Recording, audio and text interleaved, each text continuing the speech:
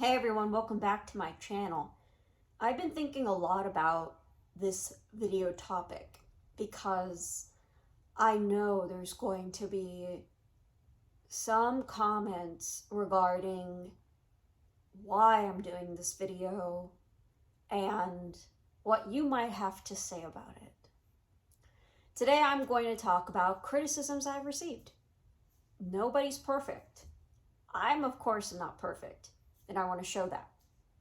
Before we get to the content, please be sure to like this video, subscribe so you can get more content in oil and gas and professional development topics, and please be sure to comment on the video below so I can incorporate your feedback into future videos. Please be sure to hit that notification bell when you do subscribe because I upload every Friday and every Sunday. Every Friday is a professional development topic, and every Sunday is a technical review. Well, let's get to the content. Before I start the list of criticisms I received, I know what you're thinking. Yoshi, do you know that you're selling yourself short for making a video like this? Or, Yoshi, I have been in this industry way before you have. I've gotten so much worse. What you have right now are not criticisms at all. Other things you might be saying are, Yoshi, I don't understand why you're even making this video. I understand that you have these experiences, but do you have the data? Are you sure you're interpreting these experiences how they're appropriately supposed to be interpreted? Or, Yoshi, I don't think you should be making a video like this. I think this is a little bit too risque. The response I have for all of these comments are, I'm deciding to make this video because I think it's important to be transparent on things that I've experienced. And if you've experienced similarly, go ahead and comment, share them with me. I think it needs to be known what kind of criticisms that you received. And I'm not taking them super personally, or this is not a sympathy video towards me and I don't have a victim mentality. I just think it's important to talk about some of the feedback that I have gotten, what I've done to work on it, how I've responded to such feedback, and if you've received similar feedback as well. Let me start at the very beginning. I'm going to blend elementary and middle school.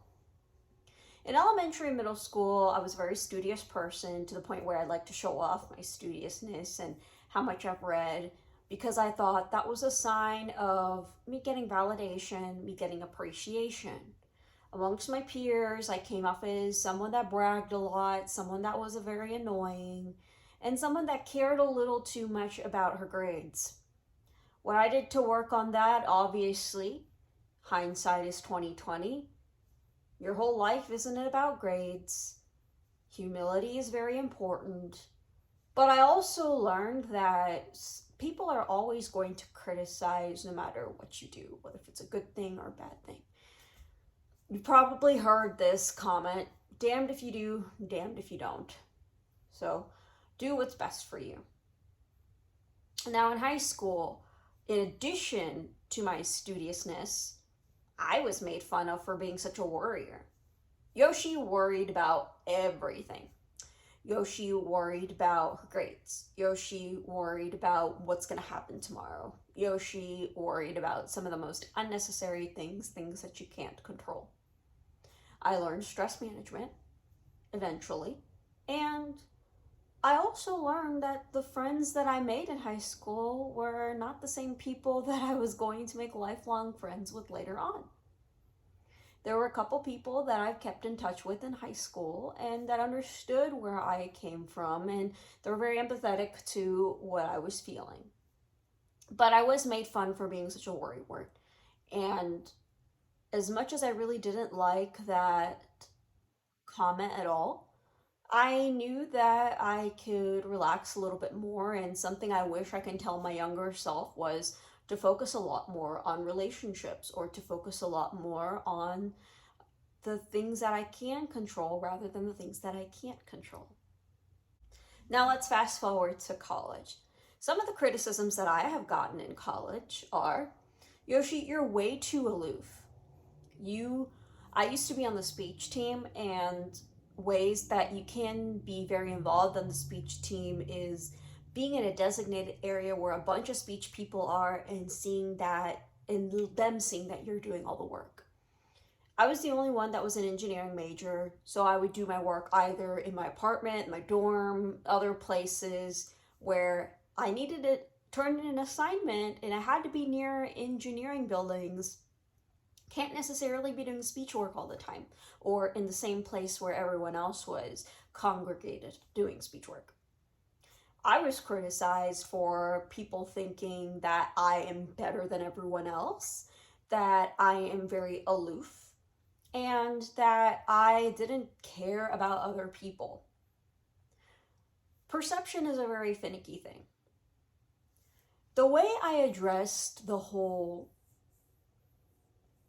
"you are aloof" is, of course, what I would tell my younger self is focus on developing relationships. You never know who's going to help you in the long run. That is something I did learn. However, I can't control a lot of the criticisms and comments I get from other people. They're associating being in a specific place as a sign that I care that I'm doing work. Focusing on the results of how I did in competitions or showing the progress of my public speaking is a sign that I am doing the work. That was a transition at the time where I couldn't worry about what other people are thinking and I have to do what's best for me. I'm doing so much as everyone else, but I'm achieving it a little bit differently in different places. So I had to learn not to care so much about what people thought, and I had to learn that there are certain ways that I can develop relationships in order to change that perception. It's obviously up to me whether if I want to change that perception. Now let's forward to my professional life. This one is a fun one because these are pieces of feedback I get more recently compared to what I told you in my elementary, middle school, high school, my formative years. The first thing I want to talk about is when I was first going on location and when I was becoming a worksite supervisor. Some of the feedback I got that I'm too timid, that I wasn't very extroverted, that I didn't talk too much, that I wasn't really into small talk. I still get that piece of feedback that I'm not into small talk. And I'm not the person who is an expert at small talk. But I did learn the importance of one of the steps of building relationships is learning to establish that trust, establish that relationship, and small talk is important. But I was also able to change people's perception in my first job when they saw me speak in public. They didn't realize that I competed in public speaking competitions and I can present pretty well. In fact, I won the student paper contest for the international division when I was a Bachelor of Petroleum Engineering at University of Texas. I was able to change that perception, but in the back of my mind, I knew that some of the steps of building relationships is learning to establish that trust, which is that small talk. Other criticisms I received in my professional life are, Yoshi, you're too aggressive whenever you answer questions. Yoshi, you're doing way too much SPE work. You need to learn how to say no, especially since you're married. Yoshi, you are way too ambitious. The more interesting pieces of criticism I've gotten is, Yoshi, you are the queen of self-promotion. I believe that you're doing a lot of this SPE work for yourself and not for other people. That is the perception. Some of this feedback goes back to how perception is really finicky. Some of this feedback is almost laughable. I'm also curious to know what other feedback that you've gotten and whether if I look differently or if I did other things, how would I have been perceived? Other pieces of feedback that I've gotten is, Yoshi, you speak way too complex. You need to learn how to simplify. That is something that I had to learn a lot in terms of what are some of the simplifying messages to boil down. And it's true. When you have a technical background, you need to learn how to simplify those messages. Or what are the key points? I'm not someone who rambles a lot. I'm just someone who used a lot of, a lot of jargon, and I had to learn how to break that down. Now, you might be thinking that, Yoshi, you're not even naming people that you're getting all this from. How can I believe any of these sources that you're mentioning that you've gotten this criticism? I always preface my YouTube videos that they're my thoughts, everything is my own, and not a reflection of any of the associations that I am with, whether if it's my job or whether if it's volunteering. I rather leave everything anonymous because I feel much more comfortable sharing my pieces of information that way.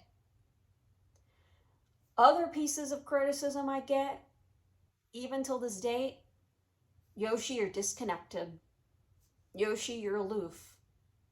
Yoshi, you're doing too much of one thing. You should be balancing more. How are you even able to do all the things that you're doing and still have the bandwidth to have a normal life? Are you even okay? Some of the things that I've learned when I get this kind of criticism is you can't make everyone happy. You have to learn what are your best choices. You'll learn from your mistakes. You'll learn from some of your decisions. And feedback can be selective in how you want to apply that feedback. Just because I get all of this criticism, it doesn't necessarily mean I'll be applying every single piece of criticism. Being less ambitious. Being focusing less on my YouTube and podcasts. And just doing my work. Not pursuing additional education. The list goes on and on. I'm very curious to know what kind of pieces of feedback that you have received when going about your own career, going about your own life, and if you've gotten anything similar to what I've experienced. You might also be thinking that, Yoshi, if you weren't a woman, you probably wouldn't be getting this kind of feedback. But I believe everyone gets a type of feedback or criticism no matter what demographic they are. Regardless of the feedback and the perceptions that I get, I've learned that I'm just going to continue doing what I will do that is best for me. If I want to say no to something, I will say no if I am overwhelmed. And it's always been interesting that the people that I haven't been very close with are the same people I'm getting this feedback from. The people that I have been very close with haven't been worried about if I'm okay. Haven't been worried about whether if I'm too ambitious. Haven't been worried about if I'm doing too much of one thing. They know that I'm really happy in doing all of these endeavors. I'm making the time for the important stuff too. There isn't a perception that I'm imbalancing time for myself or time for anyone else. All this stuff makes me happy. Now, Yoshi, is this a rant video? Because I don't want a rant video. There's way too many people ranting nowadays. This is not a rant video, rather I want to make this as an informative video.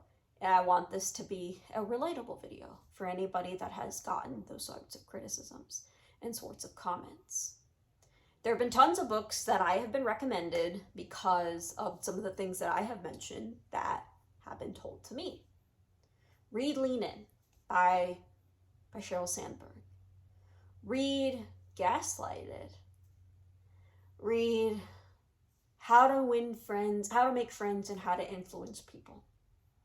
And trust me, I've been reading these books. I've read these books. But the key is application. How am I going to move on with some of the feedback that I've gotten? And the answer is clear. I'm not trying to be arrogant, but there's some feedback that is very valid. I learned how to be more empathetic and more cognizant of how people perceive some of my actions. But I also learned that I can't control what other people think, and I can't worry so much about people thinking I'm too ambitious, being the queen of self-promotion. How else am I going to get the word out there if I don't use social media? Anyway, that is some of the thoughts that I wanted to share. And that's a wrap, everyone. These are all the criticisms that I have received that I would like to share with you about. Once again, please be sure to like this video, subscribe so you can get more content in oil and gas and professional development topics, and please be sure to comment on the video below so I can incorporate your feedback into future videos. Thanks so much for taking the time to watch this video, and I'll see you in the next one.